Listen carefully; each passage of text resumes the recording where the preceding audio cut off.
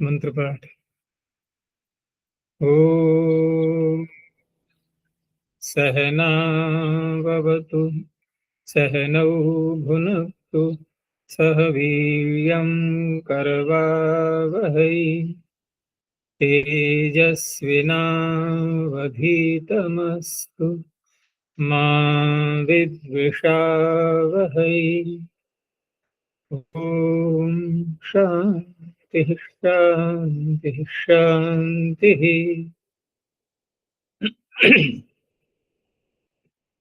काशिका की 93वीं कक्षा, तृतीय अध्याय का तृतीय पाठ चलेगा। कुछ पूछना है पीछे से? पृष्ठ संख्या 676।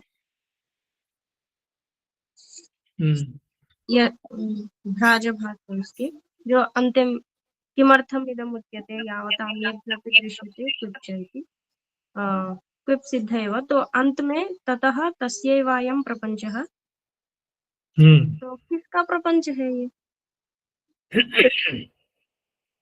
जिधर जो प्रश्न के रूप में रखा है, प्रश्न के रूप में रखा है इन्होंने कि अन्येभ्यो भी दृश्यन्ते क्विप्च, तो ये क्विप्च सूत्र पीछे आ चुका था जी। ताच्छीलिक से बाहर, ताच्छीलिक प्रकरण से बाहर ये सूत्र आ चुका है और उससे क्विप प्रत्यय हो जाएगा। लेकिन ये बात रखने वाला पूर्व पक्षी क्या मान करके, अधिकरण सिद्धांत क्या मान करके बोल रहा है? ये मान करके कि वासरूप विधि यहाँ पर, बोलो आगे, होती है। वासरूप स्त्रीयाम सूत्र लग रहा है, तो आप तृण सूत्र से तृण प्रत्यय कर लेंगे ताच्छीलिक अर्थ में। अब वासरूप विधि होती है तो फिर भी हो जाएगा। हो गया, दोनों बातें हो गई, नहीं हो गई? अब तो कहा कि ताच्छीलिक बाध्यते। अब ये उत्तर देने वाला कह रहा है, ये किस बात को मान करके कह रहा है कि वासरूप विधि यहाँ नहीं होती, तो ताच्छीलिक कौन होगा फिर? तो तृण सूत्र ही होगा, या अन्य कोई धातु कहीं किसी सूत्र में पड़ी है तो वो बाधक हो जाएगा। ठीक है ना, ताच्छीलिक बाध्यते। अब यहाँ तक बात आ गई। अब ताच्छीलिक बाध्यते ये वाक्य जिसने बोला है, अब उसका उत्तर दे रहा है वो कि वासरूप विधिर नास्ति। नहीं, ये यही इसी का है ये वाक्य। ताच्छीलिक बाध्यते, ये जो उत्तर दिया उसने, उसको पुष्ट करने के लिए उसने कहा कि वासरूप विधिर नास्ति इत्युक्तम। यहाँ वासरूप विधि तो होती नहीं, तो ताच्छीलिक प्रत्ययों से वह क्विप प्रत्यय जो कि ताच्छीलिक से बाहर है, ठीक है ना, वो बाधा जाएगा। तो ताच्छीलिक से बाहर क्विप प्रत्यय प्राप्ति ही नहीं हो रहा है, इसलिए हमने ये सूत्र बनाया। तब फिर वही पूर्व पक्षी जिसने कहा था कि क्विप सिद्धि ही है, वो कह रहा था तू प्रायिकमेत, ये तो प्रायिक है, ठीक है ना, इन्हीं हो जाएगा, बाहर वाला क्विप हो जाएगा।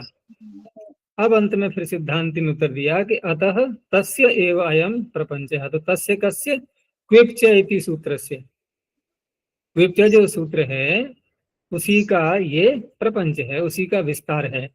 देखो, प्रपंच उसी का होता है जो सूत्र बहुत व्यापक होता है।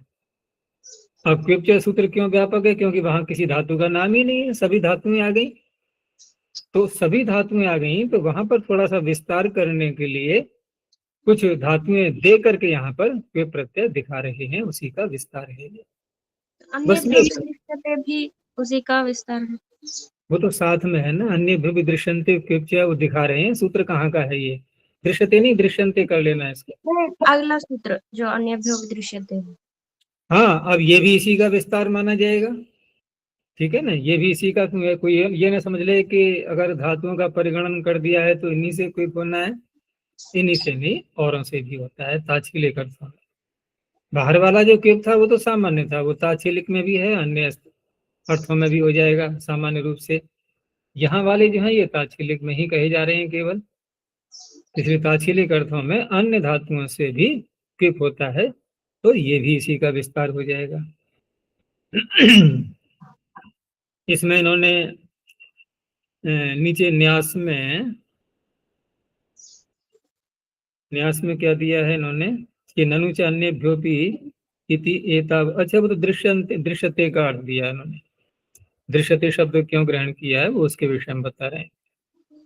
बाकी विस्तार है ये तो जब पीछे कह ही दिया है तो उसी का विस्तार ये भी माना जाएगा। और इस प्रकरण का ये अंतिम सूत्र था, ठीक है ना। तो यहाँ पे आकर के इन्होंने खुली छूट दे दी है कि कहीं पर भी हो सकता है किसी भी धातु से। और भी दृश्यते कह करके कुछ और बातें भी ले ली गई थी, कोई विध्यंतर है उसका भी उपसंग्रह हो जाएगा, जैसे कि दीर्घ करना, दुर्वचन करना, संप्रसारण करना, न करना, संप्रसारण न करना, ये सारी बातें भी समाविष्ट हो गई हैं इसमें। आचार्य जो वर्तमान काल में त प्रत्यय विधान किया, विदुर नीति में एक श्लोक में मत्तः प्रमत्तः ऐसे कुछ अवगुणों में आया था, तो युधिष्ठिर जी उसका लिखते हैं मत्तः मद्यपान किया हुआ मत्तः, और प्रमत्तः का विषय सेवन करने वाला। तो ये प्रमत्तः, हाँ तो प्रमत्तः में वर्तमान में हो गया, मत्तः में भूतकाल में कर लिया, क्योंकि ये तो स्पष्ट है ही कि भूतकाल में भी हो रहे हैं, ये वर्तमान काल में भी हो रहा है ये प्रत्यय। तो जहां जैसा अगर संगति लगती है अर्थ करते समय, कोई विरोध नहीं आता है, तो वैसा अर्थ कर सकते हैं। इतना ही है।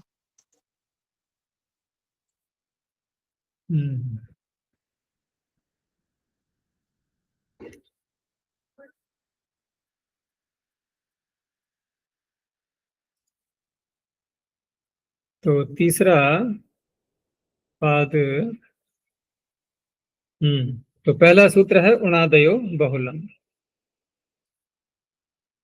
अब यहाँ उणादि जैसे गण जो दिया है इन्होंने, तो प्रत्यय का गण हमने प्रायः देखे हैं कि प्रातिपदिक बोल करके या धातुएं बोल करके इस तरह के गण आते हैं, लेकिन यहाँ पर ये प्रत्ययों का गण हो गया और पूरा उणादि कोश इसमें आ जाता है। और पीछे से अनुवृत्ति किसकी आ रही है, तो कहा वर्तमाने इत्येव, एव लगा करके वहां जोड़ दे रहे हैं कि आप ये मत समझना कि ये पाद बदल गया है तो वर्तमाने का अधिकार समाप्त हो गया, ठीक है ना। यानी कि आप वो याद दिला रहे हैं जोड़ दे करके कि वर्तमान का ध्यान रखना, वो पीछे से आ रहा है।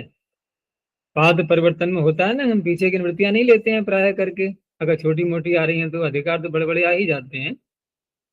तो वर्तमाने तो कुछ ही समय से प्रारंभ हुआ था, तो उनका कहना है कि समाप्त नहीं हुआ है, ये आगे चलेगा अभी थोड़ा सा। और संज्ञायाम शब्द को भी लिया है इन्होंने, तो संज्ञायाम तो थोड़ा पीछे निकल गया था, तो कहाँ से लेंगे ये, वह संज्ञायाम, वहां से संज्ञायाम इति च।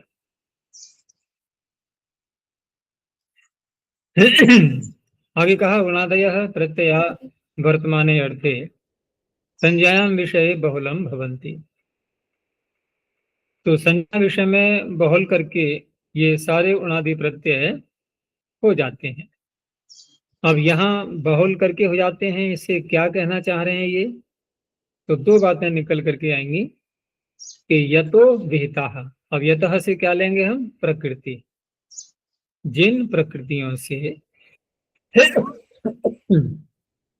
जिन प्रकृतियों से ये प्रत्यय कहे गए हैं उणादि, ततः माने उन प्रकृतियों से भिन्न, उन प्रकृतियों से भिन्न प्रकृति से भी भवंती हो जाते हैं। अन्यत्र शब्द से क्या लेंगे, जैसे ततः से तो हो गया जो भिन्न प्रकृतियां हैं, इनके सूत्र में जो धातुएं पड़ी हैं, तो उनसे भिन्न धातुएं जो नहीं पड़ी हैं उनसे भी, प्रत्यय तो सूत्र से ही ले लिया हमने, किसी सूत्र से उठा करके, धातु और जगह ले ली स्वतंत्र रूप से हमने कहीं भी शब्द को देख करके, तो ततः का अर्थ हो गया भिन्न धातु से। और अन्यत्र, तो अन्यत्र का तात्पर्य जो अन्य हमें शब्द मिल रहे हैं उनमें, सप्तमी है ना, अन्यत्र उन शब्दों में, उन शब्दों में। अब उन शब्दों में जो धातु आ रही है वो धातु यहाँ उणादि कोश में है नहीं, सूत्रों में प्रत्यय मिल रहा है हमें उणादि कोश में, तो प्रत्यय यहाँ से उठा लिया और धातु उन शब्दों में देख लिया हमने कौन सी है, तो उससे उणादि का प्रत्यय कर लिया। हो गया स्पष्ट? ये तो यहां तक हुआ। अब दूसरी बात कि ये जो उणादि कोश में सूत्रों में जो प्रत्यय आ रहे हैं, ठीक है ना, इन प्रत्ययों के अतिरिक्त अभी हम अतिरिक्त कहाँ पहुंचे थे? प्रकृति में। अब प्रत्ययों में पहुंचे कि जो प्रत्यय पड़े हैं उनसे भिन्न प्रत्यय भी, ठीक है ना। तो केचिद अविहिता एव, तो अविहिता ये किसका विशेषण है? प्रत्ययों का। उणादि नाम, उणादय उणादय। तो प्रयोगता उन्नीयन्ते, वो प्रयोग से वहां पर उठाए जाते हैं, यानी कि निकाले जाते हैं, लाए जाते हैं। प्रयोगता उन्नीयन्ते, ठीक है ना। अब धातु हम यहाँ से ले सकते हैं, अनादि कोश के सूत्र में जो पड़ी हुई है, जैसे पहले प्रत्यय लिए थे हमने और प्रकृति बाहर से ले ली। अब यहाँ पर प्रकृति यहाँ से ले लेंगे और प्रत्यय एक काल्पनिक रूप में उठाया जाएगा, क्योंकि धातुएं तो बाहर से ली जाएंगे, धातु पाठ में से ही लेंगे प्राय करके। प्रत्यय कहाँ से लाएंगे? प्रत्यय कोश है कोई अलग से? प्रत्यय पाठ, जैसे धातु पाठ है ना, ऐसे प्रत्यय पाठ तो वो एक कल्पना की जाती है। कल्पना कैसे करेंगे कि धातु तो हमें दिख गई, अब शेष बचा हुआ अंश है, और यदि धातु में कोई कार्य दिखाई दे रहा है हमें, गुण वृद्धि आदि या गुण को रोकना आदि, तो वैसा अनुबंध लगा लेंगे प्रत्यय में। प्रत्यय का स्वरूप आगे हमें दिखाई दे ही रहा है उस शब्द के अंदर, वो प्रत्यय हमने कल्पना से बना लिया। तो ये सारे कार्य बहुल शब्द से होंगे, आगे कारिका भी आ रही हैं, उनसे और स्पष्ट हो जाएगा। यही सारी बातें कारिकाओं में बताई जाएंगी। तो अभी तो इन्होंने उणादि का ही उदाहरण दे दिया सीधा। ये जो बात कही थी ना, ये तो विहिता तो अन्यत्रापि या केचित अविहिता, ये यहाँ उदाहरण नहीं दिखा रहे। उदाहरण में तो वही सूत्र दिखा दिया जो उणादि कोश में आया हुआ है। प्रारंभ यहीं से तो होता है, क्रिवापा जिमी स्वदी साध्य शुभ्य उण, ये पहला ही सूत्र है। पूरे 5 पाद याद हो गए या नहीं, या बीच में ही छोड़ दिया था उसको? है? कर लो, बहुत अच्छा है, क्योंकि वैदिक शब्द बहुत आते हैं इसमें, और वेद मंत्रों का अर्थ करते समय बड़ी सरलता रहती है। उणादि कोश का अभ्यास अच्छा है तो। और महर्षि ने बड़ी कृपा की है कि उन्होंने शब्दों की व्युत्पत्ति करते समय, क्योंकि उनके मस्तिष्क में तो सारे वेद मंत्र भरे हुए थे, तो उसी के आधार पर उन्होंने अर्थ को खोला है। लौकिक अर्थ भी लिया है और वेद का अर्थ भी लिया है। ऐसी व्याख्या इसकी पहले थी ही नहीं, कभी किसी की उपलब्ध नहीं होती उणादि कोश की। तो ये पहला प्रयास था उनका, इसीलिए उन्होंने इस पर जोर दिया।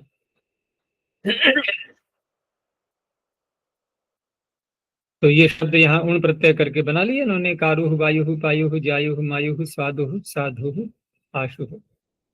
वहाँ उणादि कोश में स्वादु शब्द नपुंसक लिंग में भी है शायद। कारुः वायुः पायुः मायुः जायुः मायुः स्वादुः स्वादुः। नहीं, एक शब्द इसमें ऐसा है जो नपुंसक लिंग का भी है और पुल्लिंग का भी है। कौन सा है देखना, 2 बार दिया हुआ होगा ना। आशु, का? आशु। हाँ, आशु का है। मैंने कहा एक शब्द है कोई, तो नपुंसक लिंग में भी आता है ये। अब देखो कारिका, और कारिका को और अधिक स्पष्ट समझना है तो सीधे पदमंजरी पर ही आ जाओ, ठीक है ना। इन्होंने अच्छी व्याख्या की है इसकी, तो इसी की पंक्तियों से हम कारिका के शब्दों को खोलते हैं। तो पहली पंक्ति है कारिका की, बाहुलकम प्रकृति तनु दृष्टि प्राय समुच्चयनादपि तेषां। तो कारिका जो यहाँ से प्रारंभ होती है, इसका जो अर्थ दिया है इन्होंने कि उणादयः इत्येव सूत्रम उणादीनां शास्त्रांतर परिपठितानां साधुत्वानुज्ञानार्थम अस्तु किम बहुल ग्रहणेन। तो बहुल ग्रहण करने की, अर्थात इस सूत्र को बनाने की ही, सीधी सी बात है, इस सूत्र को बनाने की ही क्या आवश्यकता है। आपने जब दूसरे शास्त्र में उणादि कोश में पूरा पाठ कर ही दिया है, धातुएं पढ़ दी, प्रत्यय पढ़ दिए, तो उनका साधुत्व तो सिद्ध हो गया, फिर बहुल ग्रहण क्यों? तो बहुल ग्रहण की महिमा को ही इस कार्यक्रम में अभिव्यक्त किया गया है। तो पहले बहुल शब्द को बताते हैं। बाहुलक ये जो है ना कारिका में शब्द, ये कैसे बना कि ला आदाने धातु है, तो बहुन अर्थान लाती। हिंदी में तो देखो ना, ये यही शब्द चलता है, लाता है लाता है, तो धातु यही चली आ रही है। तो बहुल अर्थान लाती, जो बहुत अर्थों को लाता है वो बहुल हो गया, कर्ता में हुआ ये प्रत्यय, ठीक है ना। बहुल माने बहुत अर्थों को लाने वाला। तस्य भावः बाहुल्यकम, उसका होना, उसी को कहेंगे बाहुलक। तो द्वंद्व मनोज्ञातेभ्य से इन्होंने वही प्रत्यय कर लिया भावार्थ में। तस्य भाव स्वतलोक के प्रकरण में है ये। तत्पुनर्बहुवर्थादानम, बहुवर्थ आदानम, बहुवर्थादानम बहुल शब्द प्रवृत्ति निमित्तम। तो बहुल शब्द की प्रवृत्ति का निमित्त क्या है? बहुत अर्थों को लाना, ये इसका अभिधेय है, प्रवृत्ति निमित्त है। अब बहुवः पुनरर्थाः है, वो बहुत अर्थ वो कौन कौन से कहलाएंगे, किस किस प्रकार के होंगे? तो एक कार्य का अलग से पीछे आ चुकी है क्या? क्वचित प्रवृत्ति ही, क्वचित प्रवृत्ति ही, प्रत्यय क्वचित बहुलम। क्वचित अन्य देव विधेर विधानम बहुधा समीक्ष्य चतुर्विधम बाहुल, ये शायद उस पर आएगा व्यत्यय बहुलम पर। जी, प्रथमा वृत्ति में लिखा है। हाँ, वहां तो खैर बता ही था मैंने। तो ये कार्य का बहुत प्रसिद्ध है। तो यही दिखा रहे हैं कि बहु शब्द से हम क्या लेंगे, नहीं बहुत अर्थों को लाने वाला। तो बहुत क्या है वो? तो बहुत को वहां बताया कि कहीं प्रवृत्ति कहीं अप्रवृत्ति, ये सारी बातें उसमें आ जाती हैं। वक्ष्यमाण लक्षण, ये आगे कहा जाएगा, वक्ष्यमाण बोला इन्होंने इसको, ये कार्य का आगे आएगी। ये बहुत के अर्थ हैं। अब फिर यहाँ की कारिका पर आ गए कि बाहुलकम प्रकृते है तनु दृष्टे है। तो प्रकृति में प्रकृति अर्थात धातु, तो जाति में एक वचन है क्योंकि धातुएं तो बहुत सारी हैं। तो जातु एक वचनम। और तनु शब्द जो आ रहा है, तो तनु शब्दो अत्र वृत्ति विषय गुण मात्र वचन। वृत्ति से तात्पर्य जो शब्द प्रयोग में आते हैं ना, तो प्रयोग में आना उसी को वृत्ति बोलते हैं। शब्द का प्रयोग में आना वही तो व्यवहार है उसका, वही वृत्ति है। शब्द और किसी काम के लिए होता नहीं, प्रयोग करने के लिए ही होता है। प्रयोग में आता है, अपने अर्थ को व्यक्त करता है वो, तो वही उसका वृत्ति हो गया। तो तनु शब्दो अत्र वृत्ति विषय गुण मात्र वचन, गुण रूप से उसके लिए आया हुआ है। अर्थात प्रकृति नाम तानवम, ये प्रकृति तनु, तनु दृष्टि है, तनु का अर्थ कर रहे हैं तानवम, अर्थात अल्पत्वम दृष्टवा तद बाहुल्यकम उक्तम। क्योंकि प्रकृति जो हमें दिखाई दे रही है वो कम दिखाई दे रही है। तनु दृष्टि है, तनु दृष्टि, तनु दर्शन हो रहा है उनका, कम दिखाई देना हो रहा है। तो बाहुल्य क्या करेगा उसमें कि तेन अपठिताभ्य अपि प्रकृतिभ्य उणादयो भवन्ति। तो जो उणादि कोश के सूत्रों में जो प्रकृतियां पड़ी नहीं हैं उनसे भी वो प्रत्यय हो जाते हैं।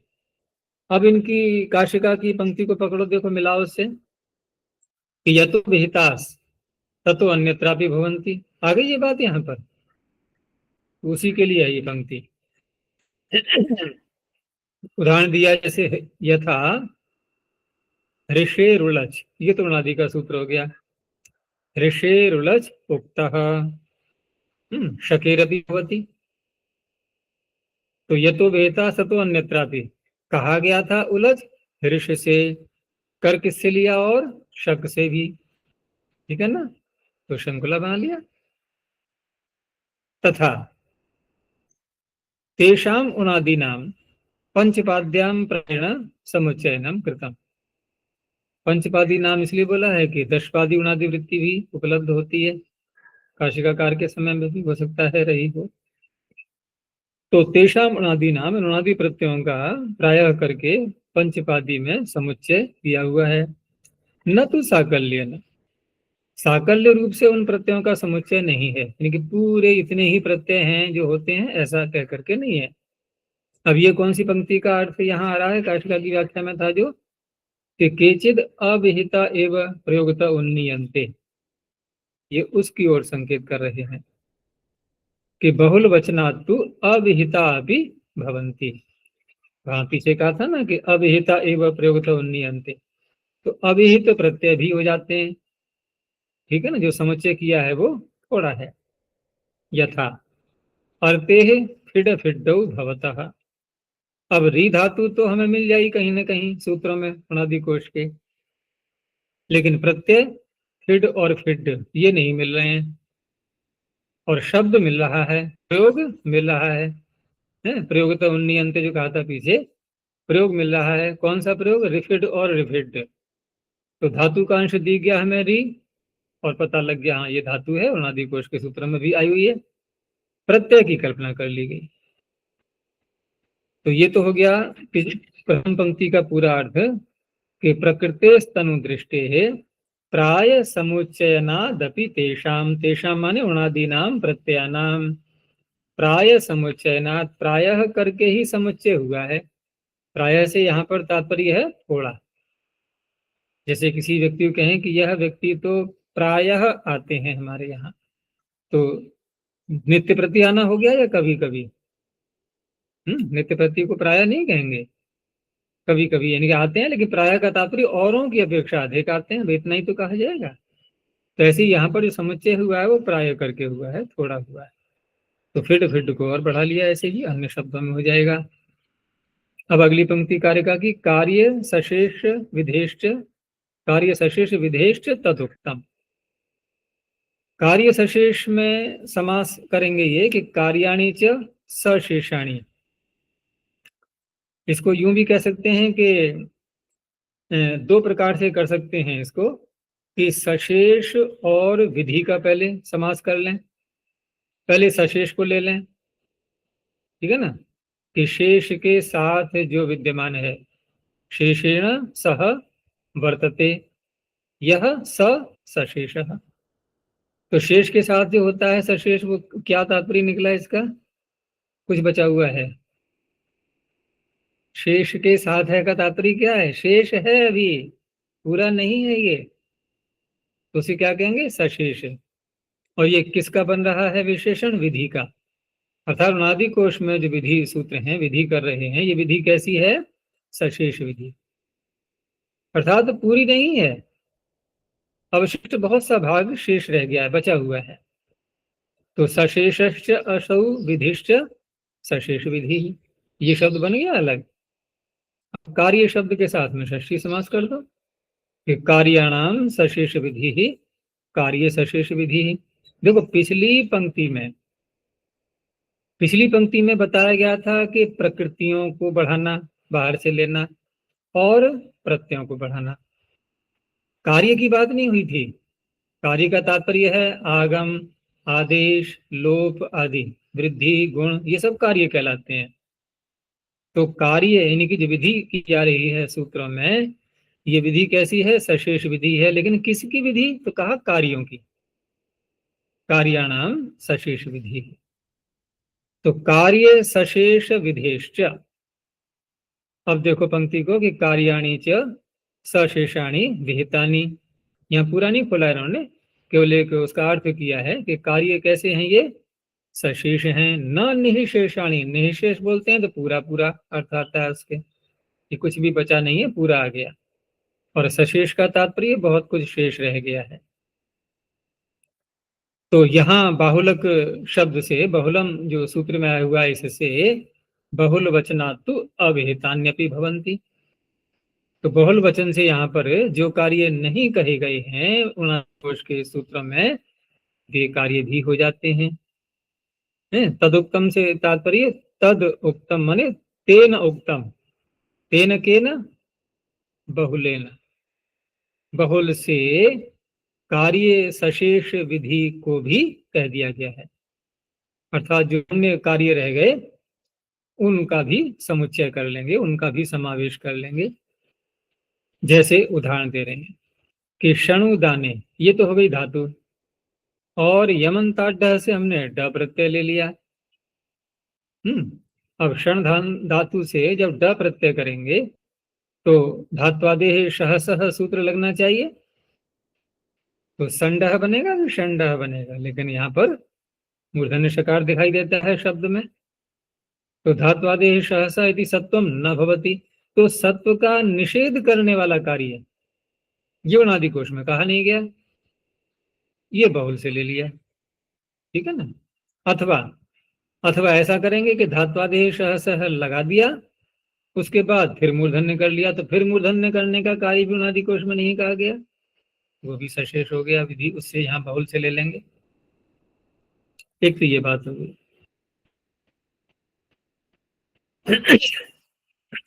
आगे कहा कि स्यादेतत्, हम ऐसा ही मान लें कि यावतः प्रकृतयः पंचपाद्याम उपात्ता, जितनी धातुएं पंचपादी में कही गई हैं, यावंतश्च प्रत्ययः, और जितने प्रत्यय कहे गए हैं, यावंती च कार्याणि विहितानि, और जितने कार्य कहे गए हैं, तावंती एव भवन्तु, उतने ही हो जाएं। माँ भूदन्येषां बहुल ग्रहणेन संग्रह, आप इतना प्रयास कर क्यों रहे हो? आप अन्य शब्दों का बहुल ग्रहण से संग्रह क्यों कर रहे हो? आपको संतुष्टि क्यों नहीं हो रही है इतने से ही? जितना कहा गया है उतने में ही रहो ना। ये बहुल ग्रहण करके आप कौन सा ऐसा महत्वपूर्ण शब्द या सिद्ध करना चाह रहे हो कि जिसकी इतनी आवश्यकता पड़ गई, इतनी सारी व्याख्या करनी पड़ रही है, सूत्र बनाना पड़ गया?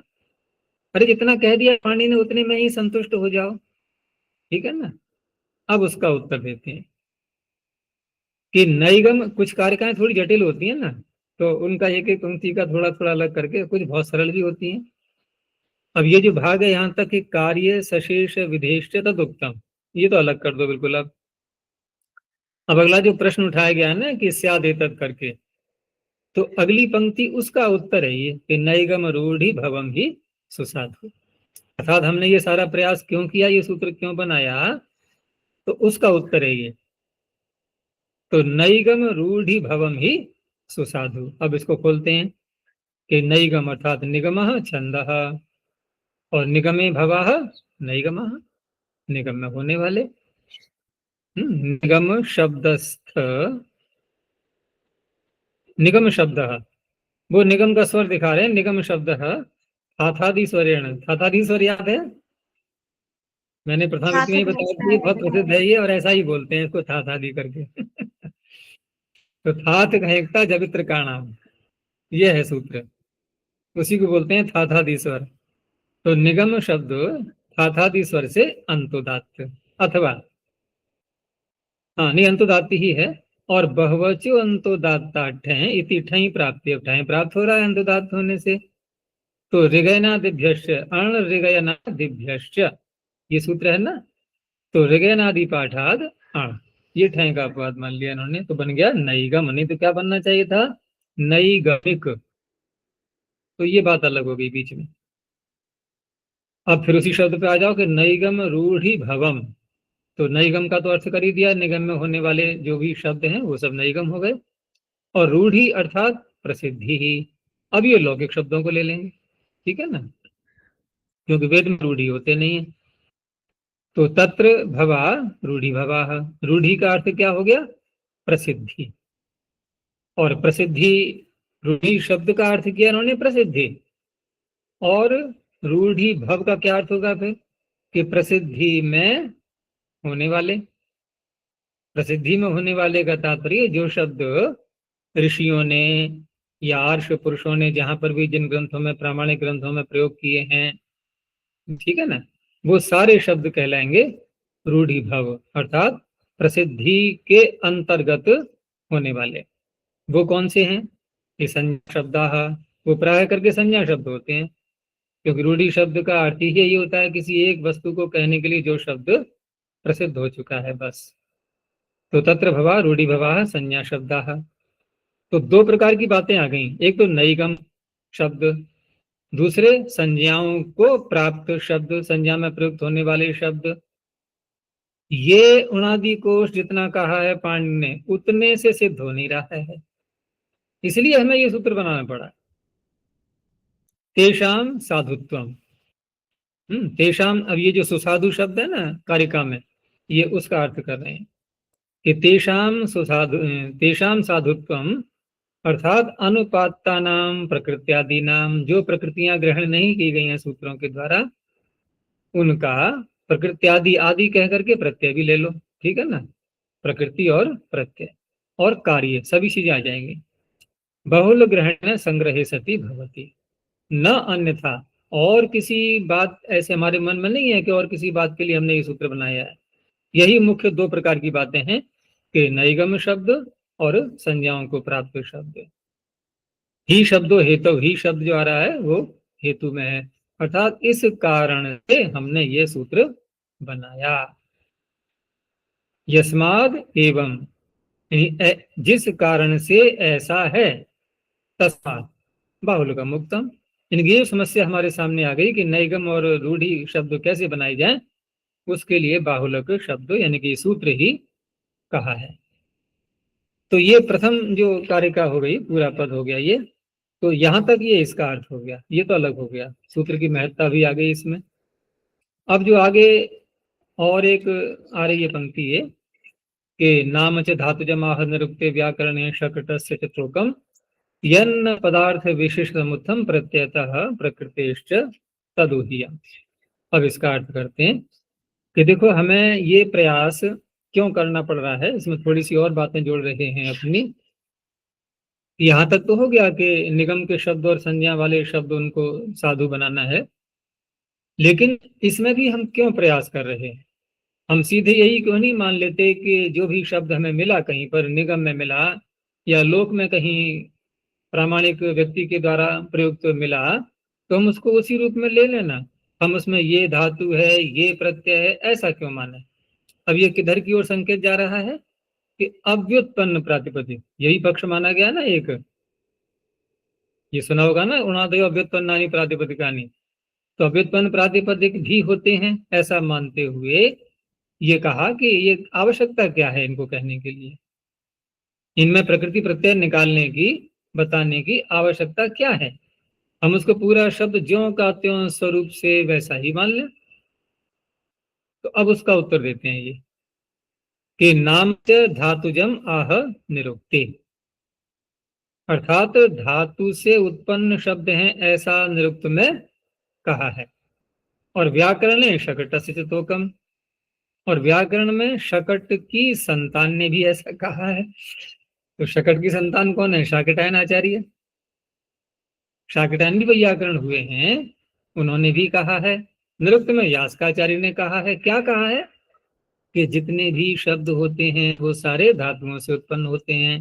तो अब हमें धातु और प्रत्यय ये कल्पना करनी पड़ेगी, नहीं करनी पड़ेगी? इसलिए हमने ये सूत्र बनाया। अब इनकी पंक्ति देखो पद्मंजरी की कि अन्यैरपि आचार्य ही नैगम रूढ़ि भवानाम प्रकृत्यादि विभागेन व्युत्पादनम कृतम। अन्य आचार्यों ने भी जो नैगम शब्द हैं और रूढ़ि भव शब्द हैं उनका प्रकृति आदि का विभाग करके उनका व्युत्पादन किया हुआ है। अतः अस्माभिरपि तत्कर्तव्यम एवं, तो हमें भी तो वही करना चाहिए। जब यास्काचार्य जो कि पाणिनि से पहले के हैं वो ऐसा कर चुके, आचार्य शाकटायन भी ऐसा कर चुके, तो फिर पाणिनि क्यों नहीं करेंगे? उसी परंपरा को आगे बढ़ा रहे हैं वो। इति अभिप्रायण आह, उसी अभिप्राय से ये अगली पंक्ति है। तो अर्थ कर रहे हैं कि निरुक्तकारो ही यास्क आचार्य स्वशास्त्रे निरुक्ते, इसको निरुक्ते कर लो या ऐसे रखते हैं तब भी बन जाएगा। अर्थात निरुक्ते निरुक्त में कहा है ऐसा, अथवा निरुक्त ही, हमें निरुक्त में शब्द हम निष्ठा प्रत्यय भाव में मान लें यदि, तो निरुक्त का अर्थ हो गया निर्वचन। क्या अर्थ हो गया? निर्वचन। तो निर्वचनों के द्वारा, ठीक है ना, करण में तृतीया, कि स्वशास्त्र में निर्वचनों के द्वारा सभी शब्दों को धातुज कहा है। इन्होंने क्या दिया है इसमें पीडीएफ फाइल में? अच्छा, इसमें निरुक्ति है, सप्तमी है। नाम च धातुजम आह निरुक्ति। पद्मंजरी कार ने उसको निरुक्त ही माना है, अर्थ उससे भी हो जाएगा निर्वचनों के द्वारा सभी शब्दों को, क्योंकि निर्वचन करने का तात्पर्य क्या होता है, उसे क्या अभिप्राय निकलता है कि ये प्रकृति है, ये प्रत्यय है, इसी को बोलते हैं निर्वचन। तो वहां धातु हो गया, धातु जो माना है उन्होंने। और व्याकरण शकट से तोकम, तोकम का अर्थ किया तोकम इति अपत्यम नाम, और शकट से तोकम शाकटायनः, ठीक है ना, उन्होंने भी ऐसा। आचार्य निरुक्तकार कहा है यहाँ, निरुक्तकारो ही, और स्वशास्त्र कह दिया, तो नाम आ गया निरुक्त, तो यहाँ पे निरुक्त ही होगा। क्या चीज? निरुक्तकारो ही यास्काचार्यः कहा ना। हाँ, तो निरुक्तकारो ही यास्क आचार्य स्वशास्त्रे निरुक्ते, नहीं वो तो हो सकता है सपने भी, अपने शास्त्र निरुक्त में आचार्य ने धातुजम आह, धातुज कहा है। अब दूसरा अर्थ करो कि निरुक्तकार यास्क आचार्य ने अपने शास्त्र में निर्वचनों के द्वारा सभी शब्दों को धातुज कहा है। दोनों अर्थ निकल आएंगे। तो तोकमिति अपत्यम नाम ये हो गया, शकटस्य तोकम शाकटायन। अब अगली पंक्ति कि यन्न पदार्थ विशेष समुत्थम, इसमें पदार्थ विशेष समुत्थम, इसको थोड़ा समझना है। तो पहले हम यूं ही समझते हैं, देखो पदार्थ, वैसे इन्होंने जो खोला है ना इसको थोड़ा सा देखो पहले कि पदम, पद का अर्थ किया इन्होंने पदम, पदम अर्थ, यानी अर्थ का अर्थ किया, अर्थ का अर्थ किया प्रयोजनम। जैसे पदार्थ शब्द है ना, तो पदार्थ का हम क्या करते हैं अर्थ, पद का अर्थ, ये तो हो गया षष्ठी समास। और अगर हम ऐसे कहते हैं कि पदम है अर्थ अर्थात प्रयोजनम यस्य, पद है प्रयोजन जिसका, पद है प्रयोजन जिसका, बताओ कौन है वो। बहुरी समास कर रहा हूं मैं। अभिधेय होगा, अभिधेय नहीं, होगा। पद है प्रयोजन जिसका, पद किन से बनता है, प्रकृति और प्रत्यय। तो प्रकृति और प्रत्यय का प्रयोजन क्या है, पद बनाना। तो पदार्थ का अर्थ क्या हो गया, प्रकृति प्रत्यय। अब ढंग से समझना इसको, पदार्थ का अर्थ हो गया प्रकृति प्रत्यय, कि पदम अर्थ अर्थात प्रयोजनम, ये अर्थ खोला है इन्होंने प्रयोजनम शब्द से, अस्य। तो व्युत्पाद्यत्वेन इति पदार्थ अर्थात प्रकृत्यादि, तो प्रकृत्यादि का तात्पर्य हो गया प्रकृति और प्रत्यय आदि। अब पदार्थ शब्द का आगे विशेष शब्द आ रहा है कारिका में, तो विशेष के साथ समास किया कि पदार्थश्च असौ विशेषश्च। तो पदार्थ को तो हमने ले लिया प्रकृति प्रत्यय, और प्रकृति प्रत्यय, जो प्रकृति प्रत्यय है वही विशेष है, ठीक है ना, जो प्रकृति प्रत्यय है वही विशेष है। तो इसको और खोलें तो कैसे खोलेंगे, विशेष प्रकृति विशेष प्रत्यय। तो विशेष का तात्पर्य यानी ऐसी प्रकृति जो उणादि कोश में नहीं कही, ऐसा प्रत्यय जो उणादि कोश में नहीं कहा। तो कहां तक आ गए हम, पदार्थ विशेष, यहां तक का अर्थ किया हमने। क्या अर्थ निकला कि विशेष प्रकृतियां और विशेष प्रत्यय, हो गया। अब आ जाओ समुत्थम पर, तस्मात् समुत्थितम, ये पंचमी समास किया, उससे उठा हुआ, उभरा हुआ, निकला हुआ, ठीक है ना, उससे निकला हुआ, यानी विशेष प्रकृति से विशेष प्रत्यय से निकला हुआ। कौन कौन निकला, जो शब्द बनता है पूरा एक, ठीक है ना। तो तस्मात् समुत्थितम पदार्थ विशेष समुत्थम। अब ये जो पीछे कहा है न और यत, यत न, यानी कि जो शब्द विशेष प्रकृति से और विशेष प्रत्यय से निकला हुआ है, और यहां नहीं कहा है, न माने उणादि कोश में है नहीं वो। देखो थोड़ा जटिल पड़ रहा होगा, लेकिन समझो ढंग से, मैंने बहुत स्पष्ट कर दिया है कि ऐसा शब्द जो विशेष प्रकृति से विशेष प्रत्यय से बना दिख रहा है हमें, और यहाँ है नहीं वो, ठीक है ना, यह न पदार्थ विशेष समुत्थम। अब उसको क्या करेंगे हम, तो यदि प्रकृति विशेष है उसमें तो प्रकृति की कल्पना की जाएगी, प्रत्यय विशेष है उसमें तो प्रत्यय की कल्पना की जाएगी बहुल शब्द से। तो प्रत्ययतः प्रकृतेश्च तद ऊह्यम, ऊह्यम माने ऊहा करना। तो ऊहा करने का अर्थ क्या होता है कि जो बात प्रत्यक्ष हमारे सामने नहीं है शास्त्र में या किसी वक्ता के द्वारा कही हुई, उसको अपनी बुद्धि से विचार करके लाना, उसे कहते हैं ऊहा। ये मेरी ऊहा है, तो क्या अर्थ हुआ, ये मेरा विचार है अपना, किसी ने बताया नहीं मुझे, मैंने कहीं पढ़ा नहीं, बस मेरे ही अंदर ऐसा विचार उठा है, ये मेरी ऊहा है।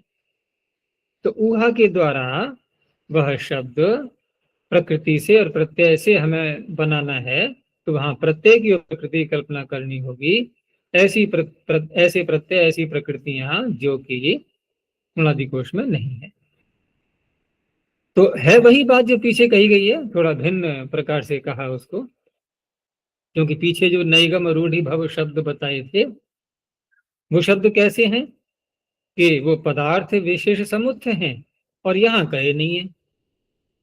तो उनके लिए हम बहुल ग्रहण से, प्रत्यय से और प्रकृति से उनकी उभा करेंगे।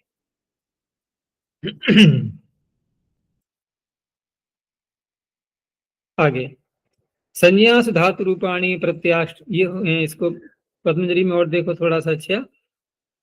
पदार्थ विशेष समुत्थम का तात्पर्य कि यद एवं विधम न भवति, ये न का अर्थ किया इन्होंने कि प्रकृत्यादि विशेषोपादान न अव्युत्पादितम, ठीक है ना, तद धातु जत्वे न ऊह्यम।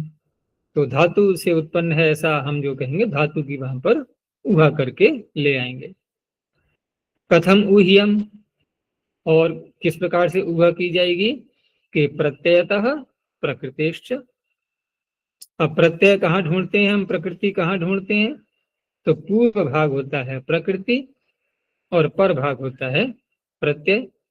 तो यत्र शब्द रूपे, जिस शब्द के रूप में पर भाग प्रत्ययत्वेन अर्थात प्रसिद्धेन केनचित् सदृशः होता है। जैसे पीछे उदाहरण क्या दिखाया था इन्होंने, शंकुला का, तो उलस प्रत्यय दिख गया इनको उणादि कोश में, ठीक है ना, वो प्रत्यय रूप से प्रसिद्ध है। तो यत्र शब्द रूपे पर भाग, अर्थात जैसे शंकुला शब्द में पर भाग प्रत्यय के रूप में प्रसिद्ध, केनचित् सदृशः श्रुतः, वो हृषेरुलच सूत्र में वहां सदृश दिखाई दे गया हमें। तत्र तम भागम प्रत्ययम कल्पयित्वा परिशिष्टो भागः प्रकृतेन ऊह्यते। तो प्रत्यय वाला भाग तो हमने वहां से ले लिया, ठीक है ना, और जो परिशिष्ट भाग रह गया प्रकृति, वो ऊह्यते, उसकी ऊहा कर ली हमने। तो ऊहा कहाँ से कर ली हमने, जो अनादि कोश में नहीं है, वो धातु हमने शक धातु ले ली इधर से। तो वही आगे दिखाया उन्होंने, हृषेरुलच इति प्रत्ययम दृष्ट्वा शंकी प्रकृति ही ऊह्यते, ठीक है ना, तो ऊहा हो गई। तेन सिद्धम शंकुला इत्यस्य धातुजत्व, तो शंकुला शब्द धातु से उत्पन्न है, ये सिद्ध हो गया। अब दूसरा भाग देखो कि यत्र तो पूर्व भागो धातुत्वेन प्रसिद्धेन केनचित् सदृशः, उणादि कोश में कहीं कोई धातु प्रसिद्ध रूप से आई हुई है और उसके समान जो शब्द हमें मिला है, उसी के समान धातु हमें उसमें दिखाई दे रही है। तो तम भागम प्रकृतिम कल्पयित्वा, उस भाग को तो हमने प्रकृति के रूप में कल्पना कर ली, क्योंकि उसका मेल हो गया उणादि कोश में आई हुई धातु से। और परिशिष्टो भाग प्रत्ययत्वेन ऊह्यः, परिशिष्ट भाग प्रत्यय उणादि कोश में है नहीं, उसको ऊहा से ले लिया, यथा रिफिडः रिफिड इति, तो फिड फिडौ प्रत्यय।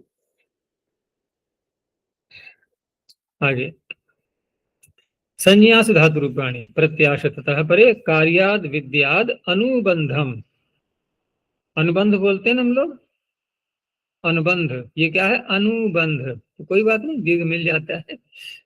एतत् शास्त्रम उणादिषु। अब इसका अर्थ देखो नीचे कि सच अयम ऊह, ये जो कहा ना तद ऊह्यम, तो सच अयम ऊह अनादि प्रयुक्तासु एवं संज्ञासु।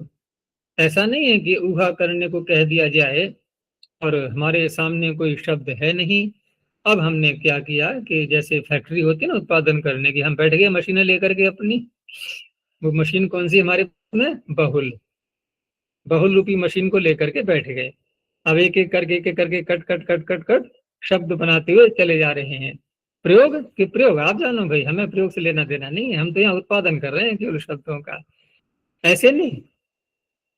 अनादि अनादि प्रयुक्तासु एवं संज्ञासु, जो अनादि काल से प्रयुक्त चली आ रही हैं जो संज्ञाएं, जो शब्द हैं, तो न सर्वत्र, ऐसा नहीं कि सर्वत्र हम इस बहुल का दुरुपयोग करने लगेंगे, तो अब पंक्ति कारिका की देखो कि संज्ञासु धातु रूपाणी प्रत्याश्च ततः परे, संज्ञाओं में देखना है हमें। और संज्ञा किसे कहते हैं? सम्यक ज्ञायते, जो जानी जा रही है पहले से लोक में, ठीक है ना, वो संज्ञा है, उसमें देखना है हमें। तो न सर्वत्र इत्याह संज्ञा, इसलिए संज्ञाओं में कह दिया है। अब उसमें क्या देखेंगे हम कि धातु रूपाणी, धातु का रूप देखेंगे उसमें, चाहे ऊहा से लाना पड़े या अनादि कोश से मिल जाए। अगर धातु मिल गया है तो प्रत्यय लाएंगे, प्रत्यय मिल गया है तो धातु ले आएंगे। प्रत्याशतः परे, उसके परे प्रत्यय देखा जाएगा। और जो कार्य हमें दिखाई दे रहा है उसके अंदर, शब्द के अंदर गुण वृद्धि आदि या अनुमागम या जैसा भी कुछ है, तो कार्याद विद्याद अनुबंधम, उस कार्य से अनुबंध को जान लिया जाएगा।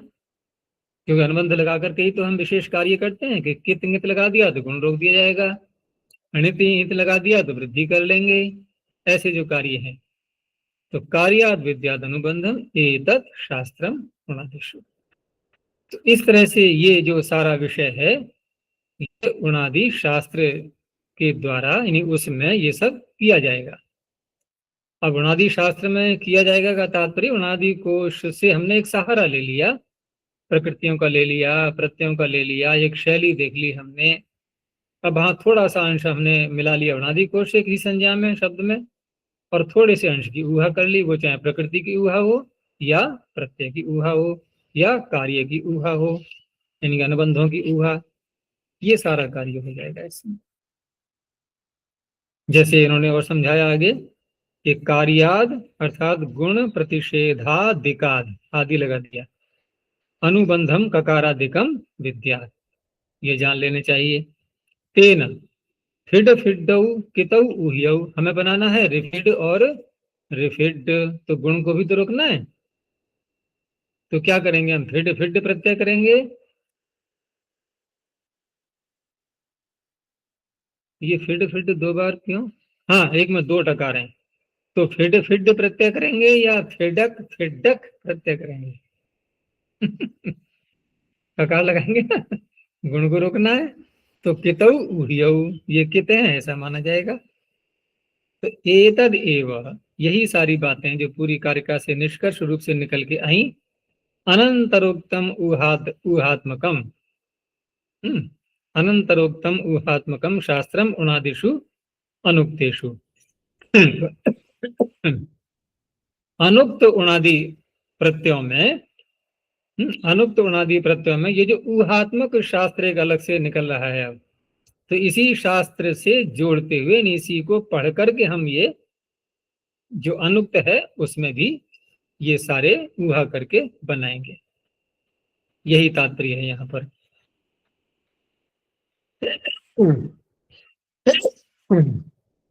ये अनंतरोक्त क्या है?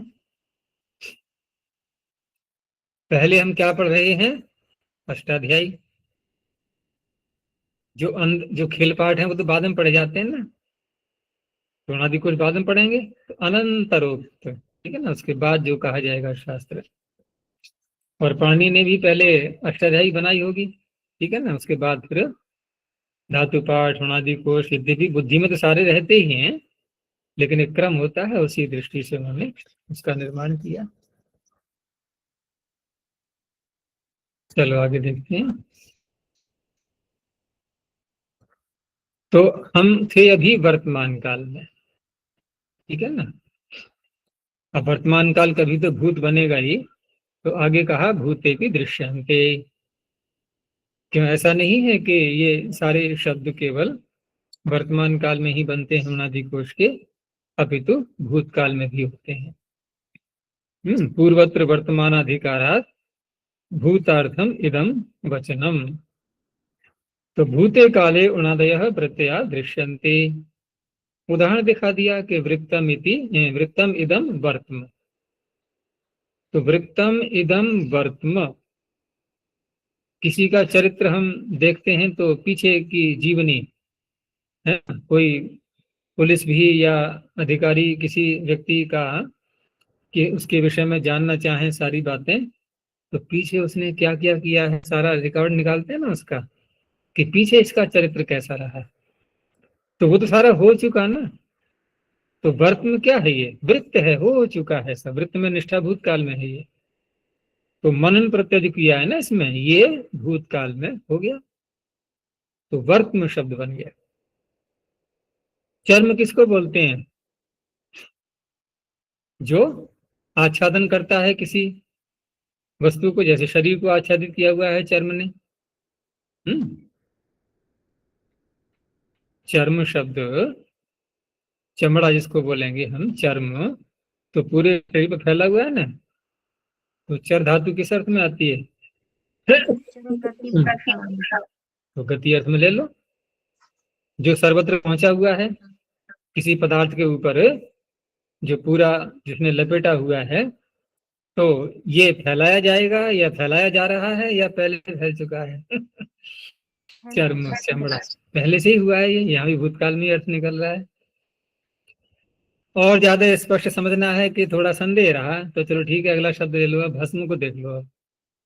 भस्म किसे कहते हैं? जो जलाई जाएगी, या जो जलाई जा रही है, या जो जल चुकी है।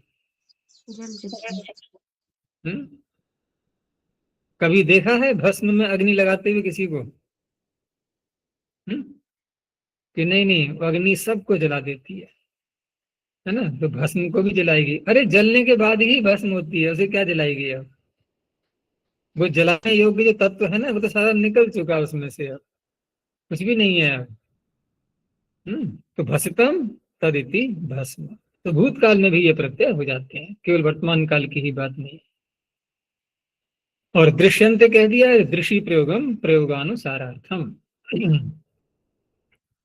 ये दृषि ग्रहण जो है, ये प्रयोग के अनुसार जो शब्द मिल रहे हैं हमें जिस काल में, उस काल में हमें उसको स्वीकार कर लेना है। तो भूतकाल में अगर अर्थ घट रहा है उसका, तो हम आग्रह नहीं करेंगे कि उणादयो बहुलम सूत्र तो वर्तमान के अधिकार में है, तो हम संदेह करें, थोड़ा संकोच करें कि भूतकाल में कैसे करें ये प्रत्यय, तो ये सूत्र सहायता करेगा।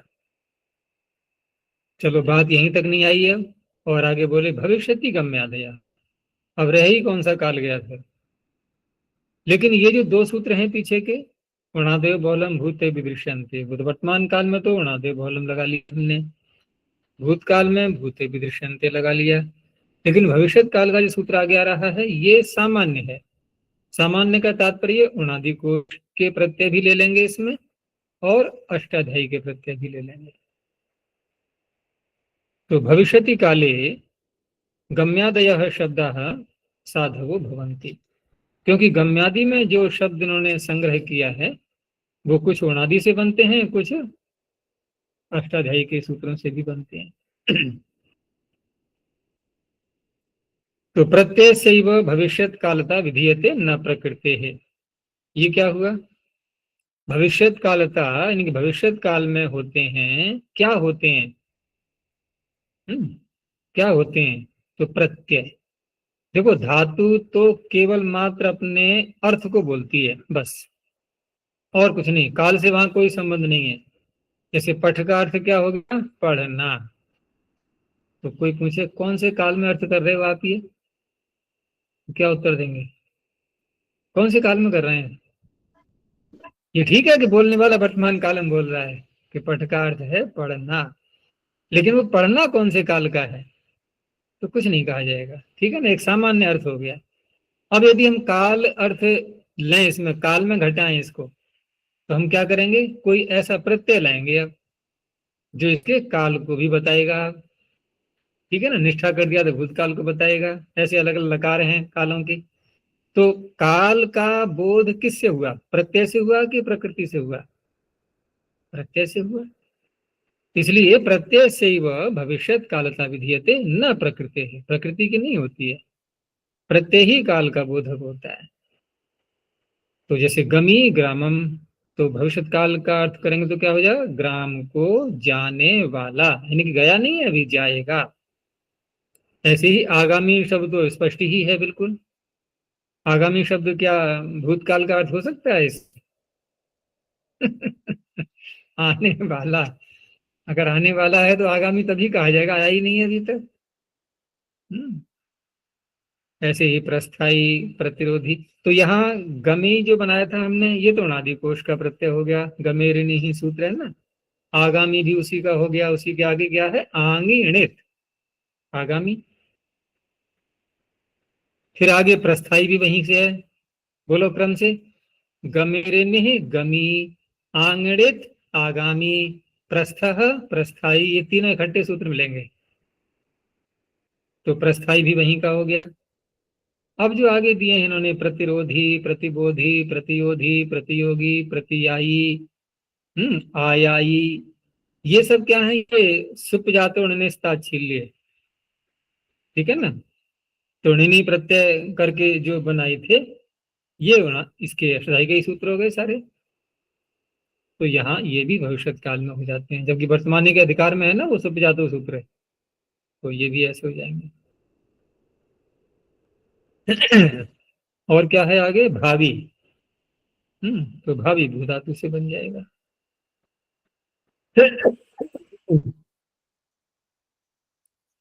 आगे वार्तिक कारण एक वार्तिक बोला कि अनद्य तने उपसंख्यान। देखो आपने कहा कि भविष्यत काल में होते हैं, और भविष्यत शब्द, भविष्यत में विकरण कौन सा दिख रहा है हमें, भविष्यत में कौन सा विकरण है, स्य। ये होता है लिट लकार में, होता है कि नहीं। तो लिट लकार में होने वाला प्रत्यय, ये लुट का तो बोध करेगा नहीं, ठीक है ना, ये लुट का बोध कराएगा नहीं, और लुट होता है अनद्यतन भविष्यत में। तो वार्तिकार क्या कह रहे हैं कि अनद्यतन उपसंख्यान, आपने जो शब्द बनाए थे ना ये, तो भविष्य शब्द से ये लग रहा है कि लिट लकार का भविष्य आप बोल रहे हो, लेकिन अनद्यतन और साथ में जोड़ो तो उस अवस्था में क्या होगा कि शो गमी ग्रामम, अर्थात ये जो बात हो रही है कि गमी माने गमी ग्रामम, ग्राम को जाने वाला, तो ग्राम को जाने वाला आपके सूत्र के अनुसार क्या अर्थ निकलेगा इसका, कि आज जाने वाला है ग्राम को, क्योंकि आपने भविष्य में स्या प्रत्यय लगाया हुआ है, ठीक है ना। तो वार्तिकार ने क्या कहा कि अनद्यतन भविष्यत कहना है आपको। अब अर्थ क्या निकलेगा गमी ग्रामम का, कि कल गांव को जाने वाला है, कल जाएगा, ये तात्पर्य है। तो सो गमी ग्रामम, यद्यपि इसको भी थोड़ा वैसे हम समाधान कर सकते हैं इसका, कि ये जो स्व शब्द को यदि हटा दें हम और केवल इतना ही बोलें कि गमी ग्रामम,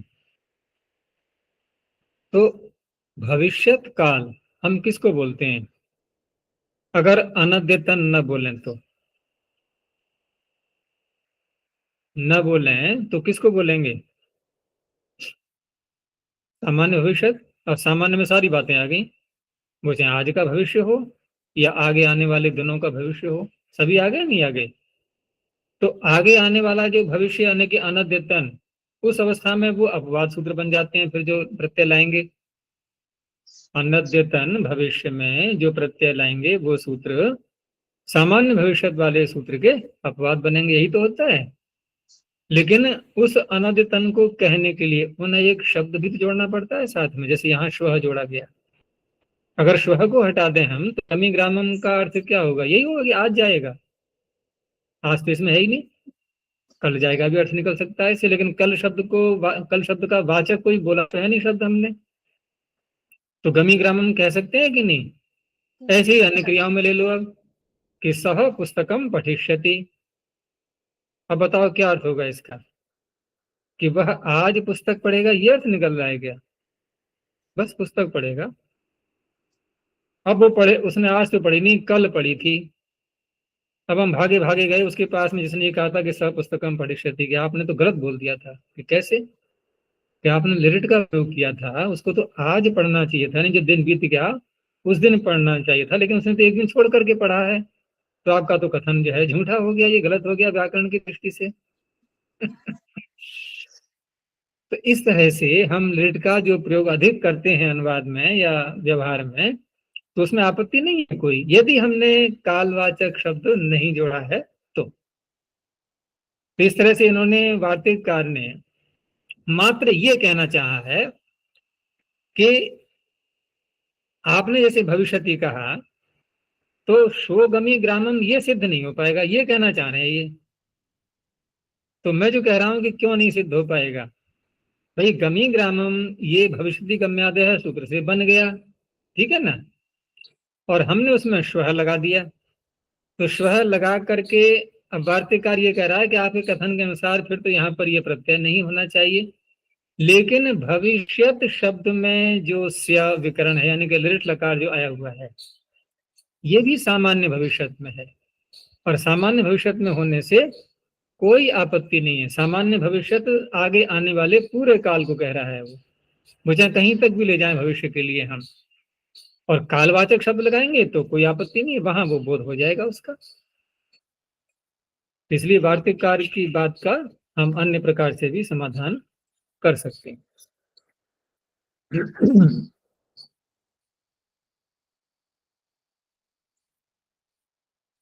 आगे देखते हैं, यावत पुरा निपातयोर लट, भविष्यति इत्येव पीछे से ले लिया हमने। आगे जी पद्मंजरी में श्वो गंता ग्रामम इति वासरूप विधिना च लृडपि भवति। हाँ, वो भी दिखाया है उन्होंने कि श्वो गंता ग्रामम जैसे कहा गया, और लुट लकार कहा इन्होंने, तो लुट लकार कहा, और इधर वासरूप स्त्रियाम सूत्र भी आ रहा है, लेकिन वहां कोई आपत्ति ये उठा सकता है कि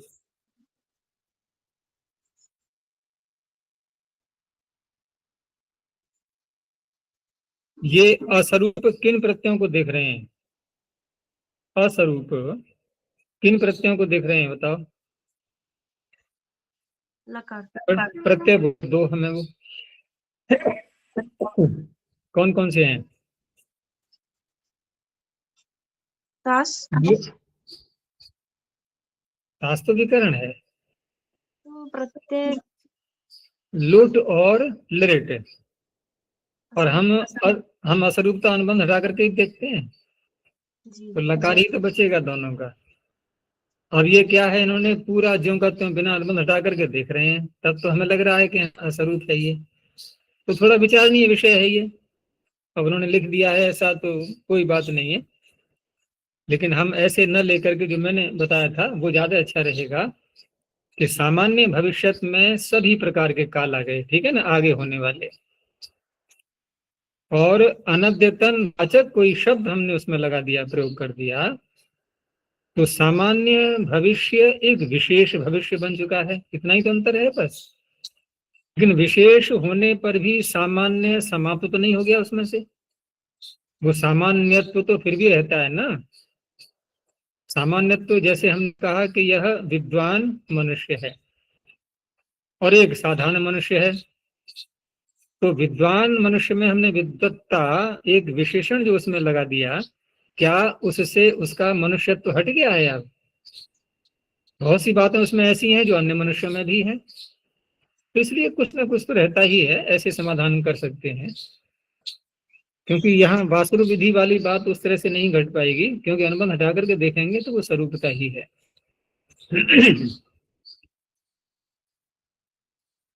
तो यावत पुरा निपात्यो लट, यावत पुरा शब्दयो निपातयो हो उपपदयो हो भविष्यति काले धातो लट प्रत्ययो भवति। तो यावत भुंगते पुरा भुंगते, भविष्य काल में ही है ये, तो यावत भुंगते पुरा भुंगते का अर्थ क्या होगा। यावत भुंगते का अर्थ करो पहले, क्या अर्थ होगा इसका। जितना खाएगा, बोलो। जितना खाता है। नहीं नहीं, भविष्य काल में करना है, जितना खाएगा। तो जितना यदि बोलेंगे हम, तो ये निपात है यावत, या कि यद शब्द से बना हुआ है, यद तदेतेभ्यः परिमाणे बतो, फिर तो रूप चलेंगे। तो यावत का अर्थ हो गया जो अर्थ में जो है ना यावत शब्द, ये निपात है। ऐसे ही पुरा, पुरा माने पूर्व, इस अर्थ में जो आता है ना, पहले खाएगा, यानी कि पुरा खाएगा, पुरा भुंगते, ये भुंगते में ककार और जोड़ लेना। तो ये तो हो गए निपात, इसीलिए आगे कहा ना निपात और ऋतिकेम, तो यावत दास्यति तावत भोक्ष्यते। अब क्या बोलेंगे, अब करो जितना अर्थ, पहले वाले में नहीं। अब याद क्या होगा कि जितना देगा उतना खाएगा, ठीक है ना। बोलते हैं ना कि जो जो जो बोओगे वही काटोगे, भाई जितना दान करोगे उतना मिल जाएगा। तो यावत दास्यति तावत भोक्ष्यति। अब रही बात पुरा शब्द की, तो पुरा को हम कैसे लाएंगे सामान्य शब्द के रूप में, वो तो निपात हो गया वहां। तो पुरा कैसे बनेगा, तृतीयाम बनाना चाह रहे हैं पुरा को ये, तो पुर शब्द का तृतीयाम रूप बनेगा पुरा। तो वहां तृतीया आएगी तो करण मान करके तो आएगी, तो कर्ण भूतया पुरा व्रजिष्यति। कर्ण भूतया पुरा, जिस पुर को हमने करण मान लिया, साधन बना लिया, तो पुर साधन कैसे बनेगा, पुर का अर्थ करेंगे क्या फिर हम। वैसे पुर का अर्थ क्या होता है, नगर, नगरी आदि बोलते हैं ना, पुह पुरौ पुरः। तो यहाँ साधन के रूप में कैसे, पुर के द्वारा जाएगा। तो ये थोड़ा विचारणीय है क्या अर्थ हो सकता है इसका, क्योंकि करण के रूप में इन्होंने कहा है, लेकिन करण के रूप में वो वस्तु कौन सी कहलाएगी, उसका अभिधेय क्या बनेगा। या तो ऐसे रूप में ले लें कि हम यौगिक अर्थ लेते हुए कि प्री पालन पूर्णयो हो, पूर्ण पूर्ण का तात्पर्य के, जैसे कोई यान होता है, वाहन होता है, तो उसमें भर जाते हैं ना, सवारियां बैठती हैं, सारे लोग बैठते हैं, तो जो भर रहा है दूसरों के लिए अपने में बिठा रहा है, आधार बन रहा है जो, वो वाहन बन सकता है पुर। ऐसे अर्थ लेंगे हम तो हो सकता है कि पूरा भ्रजशति वाहन के द्वारा जाएगा, लेकिन नगर के द्वारा जाएगा ये तो संगत नहीं होता। अच्छा, जो वाहन अर्थ कैसा है, हम्म वाहन अर्थ कैसा है। पुर का अर्थ क्या है, भरना। गाड़ी में सवारियां भर जाती हैं कि नहीं, जी। तो सवारियों को पूर्ण कर लेता है अपने में वाहन, ठीक है ना, इस तरह से। विभाषा कदा करियो हो, कदा करहि इत्येतयोरुपपदयोर विभाषा भविष्यति काले धातो लट प्रत्ययो भवति। तो कदा और करहि ये दो शब्द हैं, तो कदा भुंक्ते कदा भोक्ष्यते विकल्प से हो जाएगा, दूसरे पक्ष में लट लकार भी हो जाएगा, कदा भोक्ता। और भविष्य काल देखो इन्होंने ले लिया सामान्य यहाँ पर, तो लुट, इसको यूं भी कह सकते हैं कि इस सूत्र में पीछे से तो लट की अनुवृत्ति ले ली इन्होंने, ठीक है ना, लट की अनुवृत्ति ले ली पीछे से, और भविष्यत काल जो आ रहा है उस भविष्यत काल में लट का प्रयोग किया, तो लट का प्रयोग करके तो बन गया उदाहरण कदा भुंक्ते। अब जो दूसरा पक्ष बचा, तो दूसरा पक्ष बचा तो उसमें भविष्यत काल में क्या प्रत्यय होना चाहिए, फिर ये बात आई, तो भविष्यत शब्द के साथ में कोई विशेषण तो है नहीं, ठीक है ना, तो सामान्य भविष्यत में लट लकार हो गया, और विशेष भविष्यत में लट लकार भी हो गया, दोनों आ जाएंगे भविष्यत शब्द से।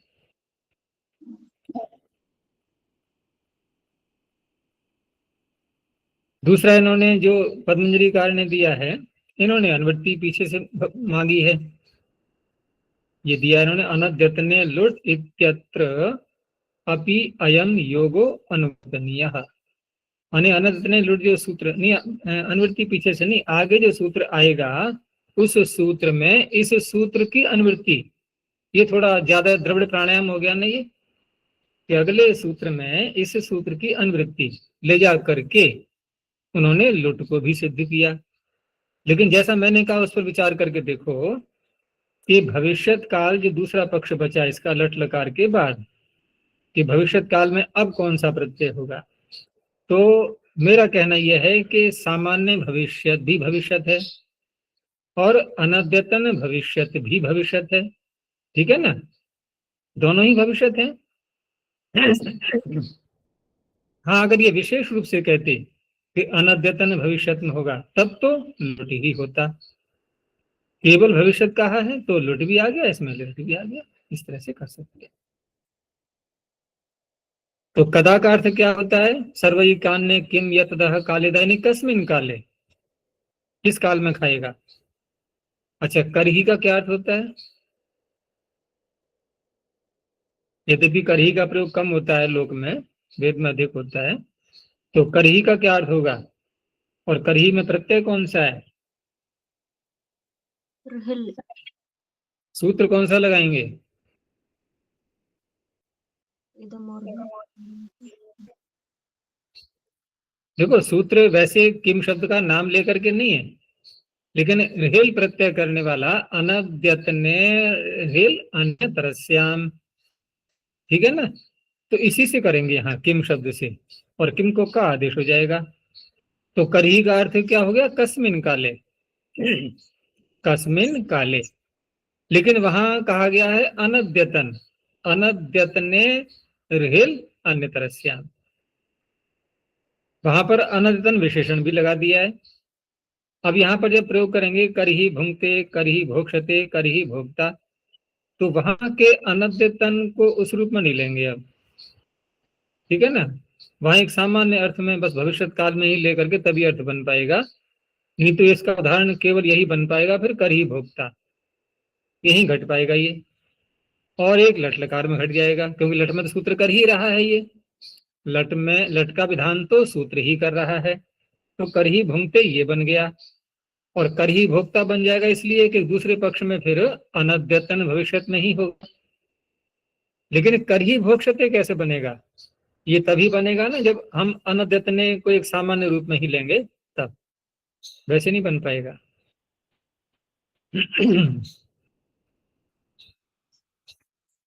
इन्होंने कुछ भिन्न प्रकार से दिया है समाधान पद्मंजरिका ने। देखो इनका, करही भोक्षते दिख रहा है, इति, करही भोक्षते इति, क्योंकि शंका यही आ रही है। करही भुंगते ये बन गया सूत्र से, करही भोक्ता बन गया अनद्यतने रेल अंतरस्याम, अनद्यतन कहने से। लेकिन करही भोक्षते कैसे बना? ननुच, प्रश्न उठा रहे हैं, ननुच करही शब्दो अनद्यतन विषय तत्प्रयोगे लुड एव भवितुम अर्हति न लिट। लिट कैसे कर लिया आपने? तो कहा न वा वाक्यार्थत्व। अब ये थोड़ा मीमांसा में पहुंच गए। मीमांसा का सिद्धांत क्या होता है कि वाक्य का अर्थ है और वाक्य में आए हुए शब्दों का अर्थ है, इसमें भेद हो जाता है, भिन्नता रहती है। हमने किसी एक शब्द का अर्थ ले लिया, और वही शब्द जब किसी वाक्य में आता है ना, तो पूरा जो वाक्य अर्थ निकलता है वहां वह अर्थ विशेष को कहने लगता है फिर। तो यहाँ वाक्यार्थ जो निकल रहा है पूरा कि करही भोक्ष्यते, तो भविष्य काल रूपी अर्थ ही निकल रहा है, ठीक है ना। वहां पर हम एक करही शब्द में आए हुए प्रत्यय के आधार पर, एक शब्द में जो प्रत्यय आया है केवल, और उसके आधार पर हम कहें कि नहीं अनद्यतन भविष्य होना चाहिए। तो ऐसा नहीं है। वाक्य का अर्थ करते समय जो पद का, एक पद का जो संस्कार है, हम उसको महत्व नहीं देते। समझ में आया? वाक्य का अर्थ करते समय वाक्य में आए हुए पद के संस्कार को लेकर के और हम अर्थ पर आपत्ति उठाने लगे, ऐसा नहीं होता। तो वाक्यार्थ भिन्न भी हो सकता है पद के अर्थ के आधार पर, पद का अर्थ कुछ और भी हो सकता है। अकेला कर ही शब्द बोलेंगे हम जब, ठीक है ना, तो वहां हो जाएगा कस्मिन काले। अब कस्मिन काले में क्या भाव छिपा हुआ है कि आज के अतिरिक्त जो अन्य काल आ रहा है, हम वहां के लिए प्रश्न कर रहे हैं, कस्मिन काले बस। लेकिन वाक्य में पूरे में आएगा ये, तो वहां अन्य शब्दों को भी देखा जाएगा, ठीक है ना। उन सबको मिलाकर के जो अर्थ निकल रहा है वो एक सामान्य भविष्य का ही है। ये इस तरह से किया है इन्होंने समाधान।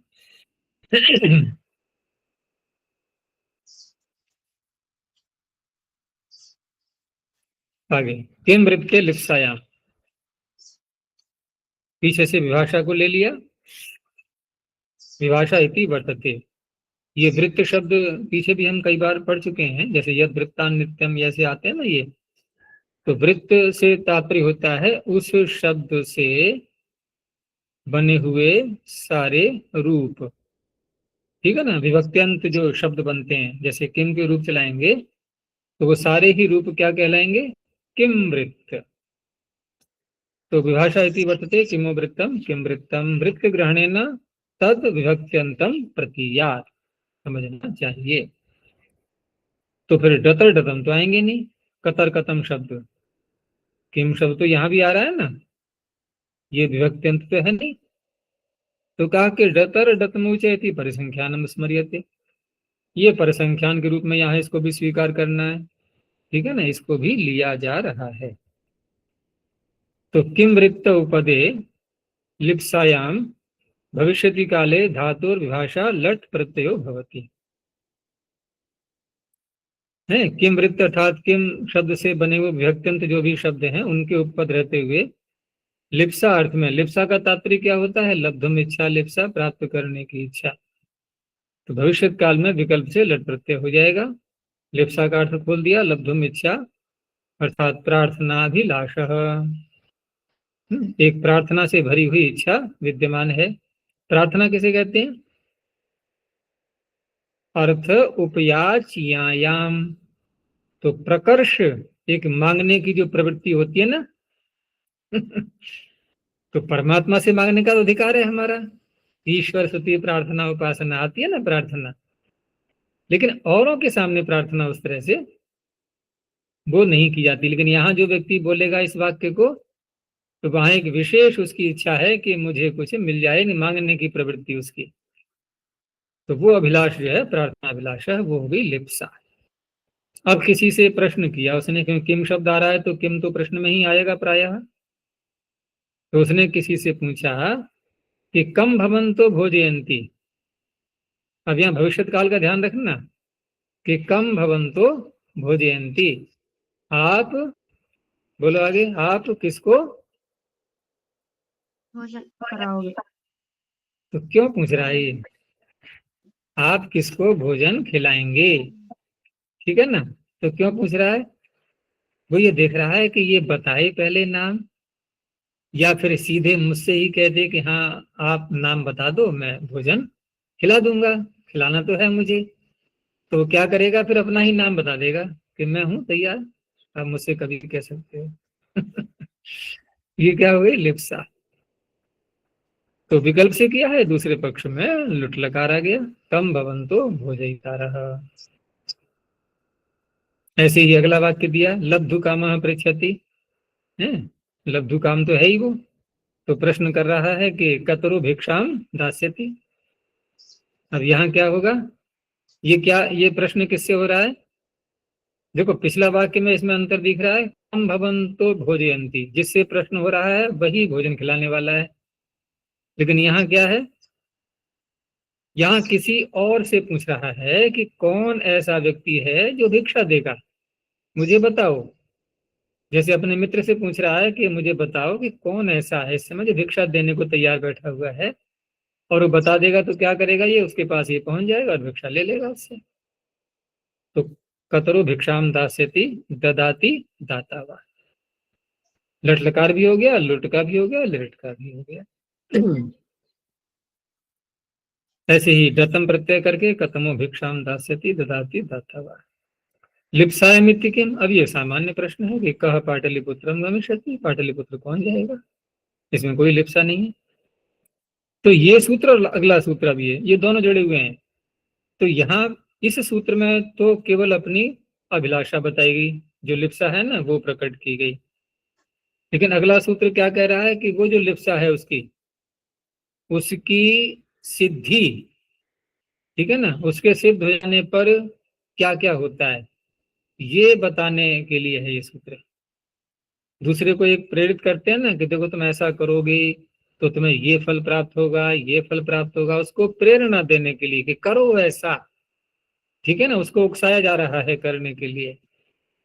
तो लिप्स्यमान सिद्धौच, विभाषा इत्यो विकल्प यहाँ भी रहेगा, लिप्स्यमानात सिद्धि। लिप्स्यमान क्या है, ये जो पदार्थ चाहा गया है उसे क्या कहेंगे, लिप्स्यमान।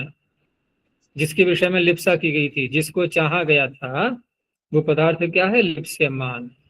अब उससे सिद्धि बताई जा रही है, उस पदार्थ को देने से, खिलाने से तुम्हें ऐसा ऐसा फल मिलेगा। ये क्या हो गई? सिद्धि। तो लिप्स्यमान सिद्धौ गम्यमानायाम भविष्यति काले धातुर विभाषा लट प्रत्ययो भवति।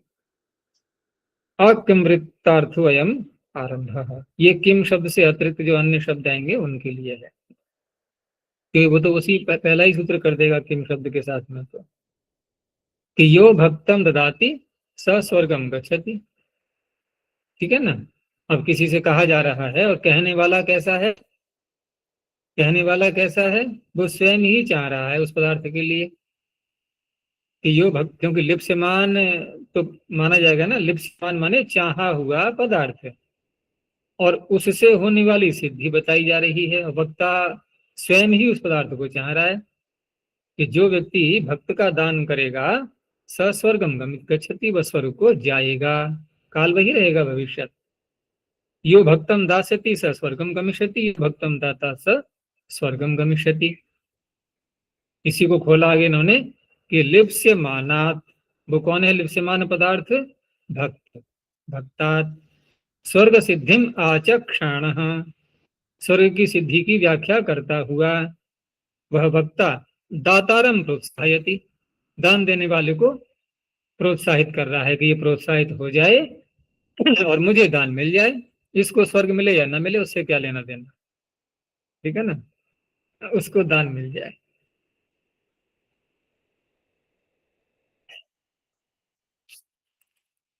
चलो इतना ही रखते हैं अभी, या दो सूत्र और ले लेते हैं। लोडर्थ लक्षण, आज थोड़ा गले में कुछ अंतर आ रहा है।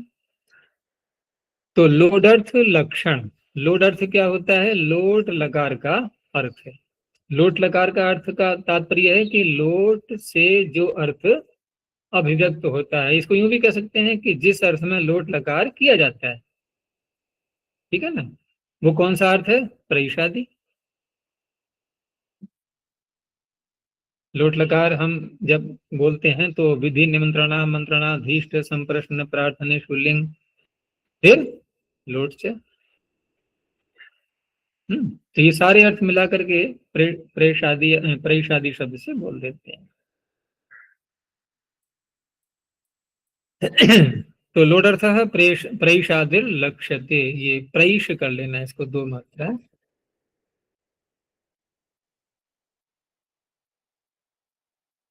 प्रईशादिर लक्ष्यते ये न स लोडर्थ लक्षण, और वो क्या है? वो धातु अर्थ है, धातु का अर्थ है। तत्र वर्तमानात् धातु भविष्यति काले विभाषा लट प्रत्यय भवति।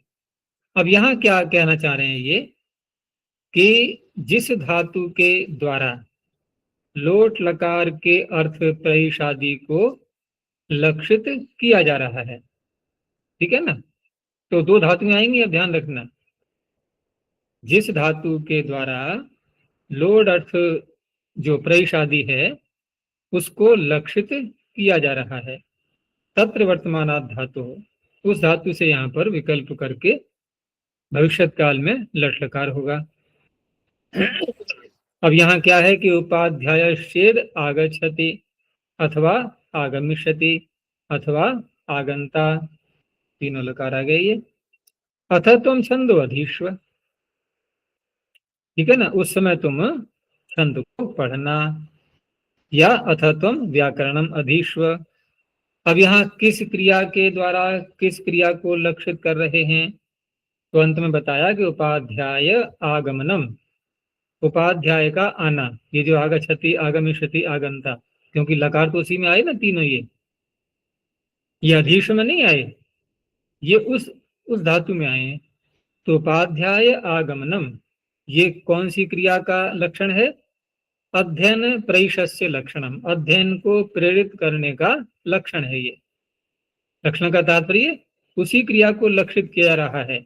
इन उपाध्याय के आगमन की बात क्यों की जा रही है? क्योंकि दूसरे को छंद पढ़ने के लिए प्रेरित करना है।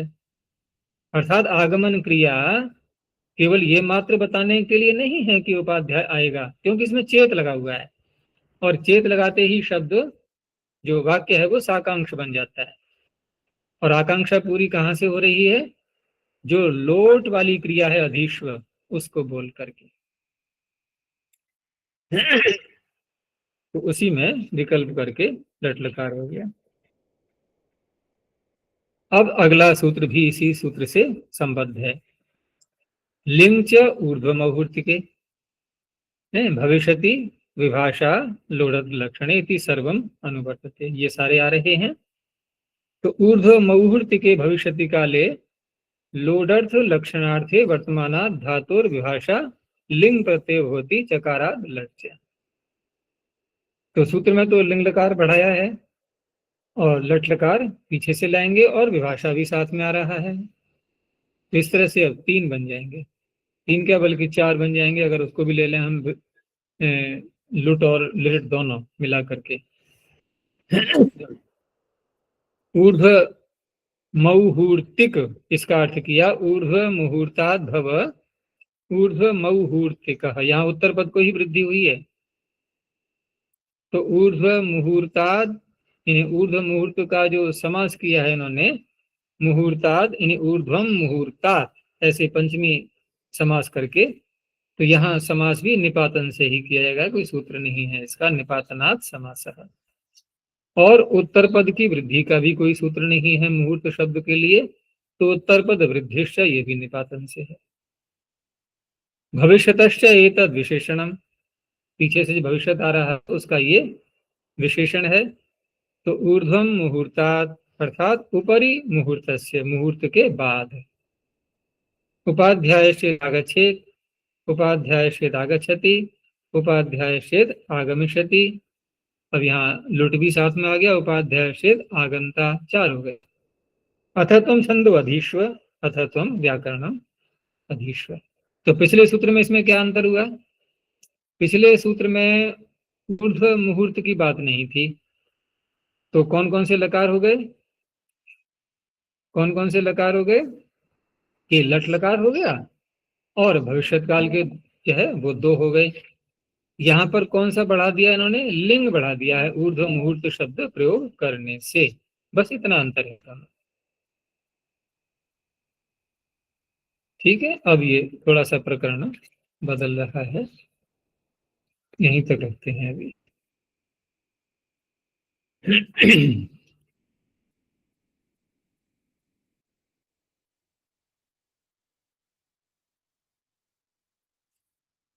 प्रणोध्वनि।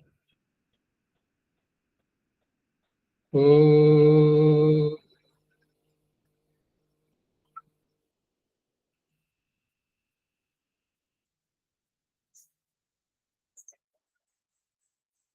ओ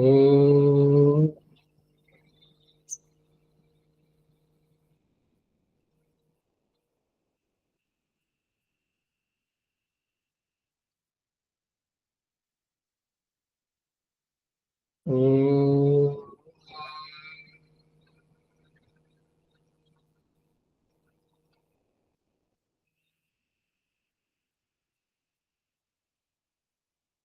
शांति शांति शांति।